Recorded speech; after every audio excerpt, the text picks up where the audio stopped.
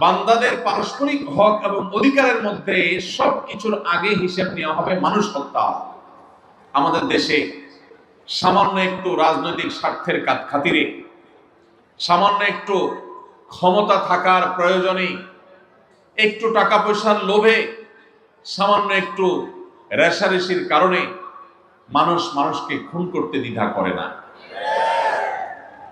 আমরা দেখেছি নিজেদেরকে মুসলমান দাবি করে, তাহাজ্জুদ গুজার দাবি করেও অসংখ্য অগণিত মানুষকে অবলীলায় খুন করেছে।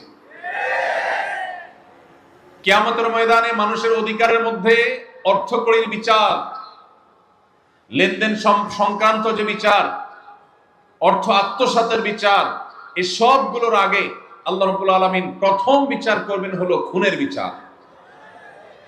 দুনিয়াতে যে খুনের শিকার হবে তার পরিবার যদি দুনিয়াতে বিচার নাও পায়, খুনির ক্ষমতার কারণে যদি নিহত ব্যক্তির পরিবাররা অসহায় থাকে, কিয়ামতের ময়দানে এই খুনির বিচার আল্লাহ রাব্বুল আলামিন অবশ্যই করবেন।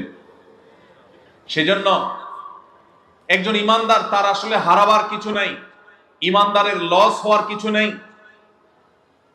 আমরা যখন আল্লাহ রাব্বুল আলামিনের কাছে ভালো মুসলমান হওয়ার দৌড়ে এগিয়ে যেতে চাইব, তখন আমাদের ঈমানকে খাঁটি করা, আল্লাহর সঙ্গে কাউকে শরীক করা, কোন পীর, কোন ব্যক্তি, কোন মতবাদ, কোন ইজম, কোন বড় নেতা, কোন আদর্শিক ব্যক্তি, কাউকে আল্লাহ রাব্বুল আলামিনের সমকক্ষ মনে করা, আল্লাহর নাউজুবিল্লাহ বিধানের বিকল্প মনে করা, অথবা কল্যাণ ও কল্যাণের মালিক মনে করা, দুনিয়া এবং আখিরাত তার কাছে আছে এবং তার কাছে সেগুলোর ক্ষমতা, সুপ্ত শক্তি আছে মনে করা, এই সবগুলো ঈমানের সাথে অসঙ্গতিপূর্ণ বিষয়।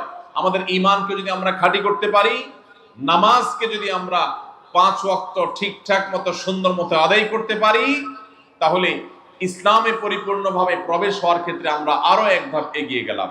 আল্লাহ আমাদের সবার নামাজগুলোকে সুন্দর করার তৌফিক দান করুন।